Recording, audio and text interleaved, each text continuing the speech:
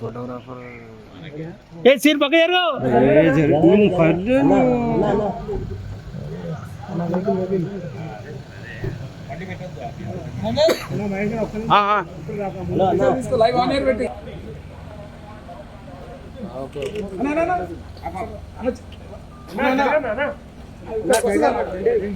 అరే అరే అరే అరే అరే అన్నా హలో హలో హలో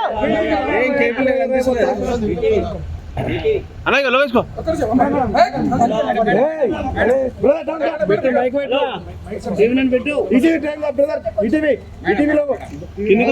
కింద కూర్చో వీరభద్ర ముందుకెళ్ళు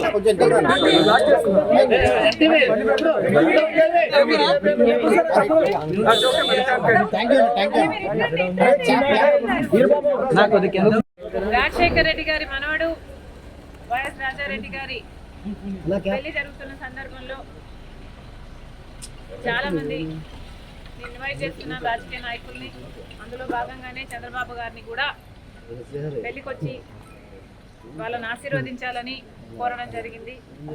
చాలాసేపు రాజశేఖర రెడ్డి గారి గురించి, వాళ్ళ ఫ్రెండ్షిప్ గురించి, వాళ్ళ రాజకీయ ఇనిషియల్ ప్రస్థానంలో జరిగిన విషయాల గురించి అన్ని గుర్తు చేసుకున్నారు, మాకు గుర్తు చేశారు. చాలాసేపు మాట్లాడాం, చాలా సంతోషం అనిపించింది.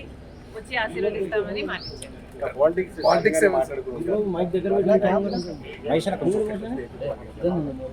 లేదమ్మా, యాక్చువల్లీ మోస్ట్లీ రాజశేఖర రెడ్డి గారి గురించే ఆయన ప్రస్తావించారు.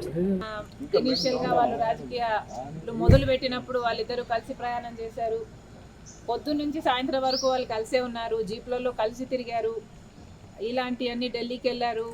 అప్పుడు చీఫ్ మినిస్టర్కి వాళ్ళిద్దరు కలిసి చేసిన ప్రయత్నాలు అయితేనేమి, ఇలాంటివన్నీ చెప్పుకుంటూ వచ్చారు. మేడం, కాంగ్రెస్ పార్టీలో మీ పాత్ర ఎలా ఉండబోతుంది? మీకు ఎటువంటి పదవి మీరు అనుకుంటున్నారు వస్తుందని వాళ్ళు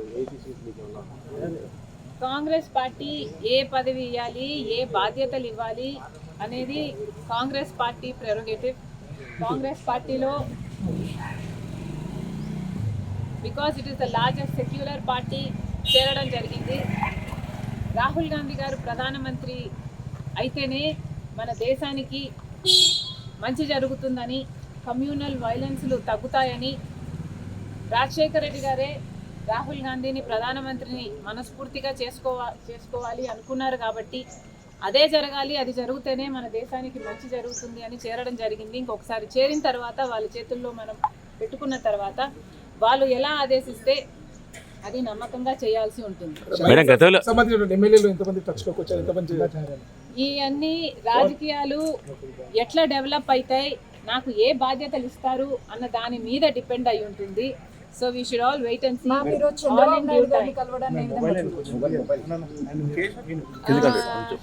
చంద్రబాబు గారిని చూడడాన్ని ఏ విధంగా కలవడం ఏ విధంగా చూడొచ్చు అంటే, మామూలుగానే ఒక ఫ్రెండ్లీ ఎన్వైరన్మెంట్లో అందరం చూస్తే బాగుంటుంది. నేను లోకేష్ గారు ఒక ట్వీట్ నాకు రిప్లై చేశారు.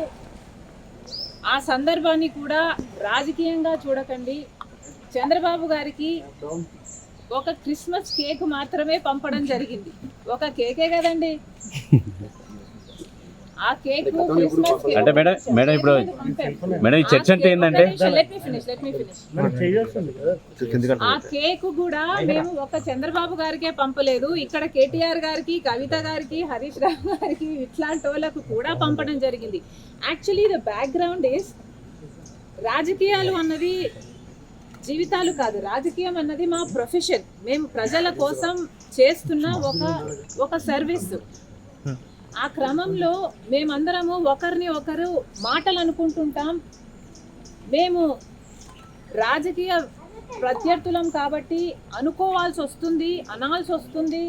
అలాంటి పండగ వస్తేనో ఏదైనా పెళ్ళి వస్తేనో వాళ్ళకు ఒక కేక్ పంపిస్తే ఆన్ అ ఫ్రెండ్లీ నోట్, పర్సనల్గా బిటర్నెస్ ఉండకూడదు, అందరం ఫ్రెండ్లీగా ప్రజల కోసం పని చేయాలి అన్నది కాన్సెప్ట్. ఇప్పుడు కూడా చంద్రబాబు గారిని పెళ్లికి మాత్రమే పిలవడానికి వచ్చాము. ఇది పొలిటికల్ కానే కాదు. చంద్రబాబు గారు ఒక తెలుగుదేశం పార్టీకి నాయకుడు, నేను కాంగ్రెస్ పార్టీలో ఒక కార్యకర్తను. మాకు రాజకీయంగా ఏ లావాదేవీలు ఉండదు, ఉండకూడదు, ఉండబోవు కూడా. రాజశేఖర రెడ్డి గారు కూడా తన సొంత పిల్లల పెళ్లిళ్ళకు కూడా చంద్రబాబు గారిని ఇన్వైట్ చేయడం జరిగింది. చంద్రబాబు గారు కూడా రావటం జరిగింది, మమ్మల్ని ఆశీర్వదించడం జరిగింది. ఇదేమీ వింత కాదు, విచిత్రం కాదు. సో దీన్ని ఒక ఫ్రెండ్లీ ఎన్వైరన్మెంట్ తో చూస్తే అందరికీ రాజకీయాల్లో షర్మిల పాత్ర ఉండబోదా?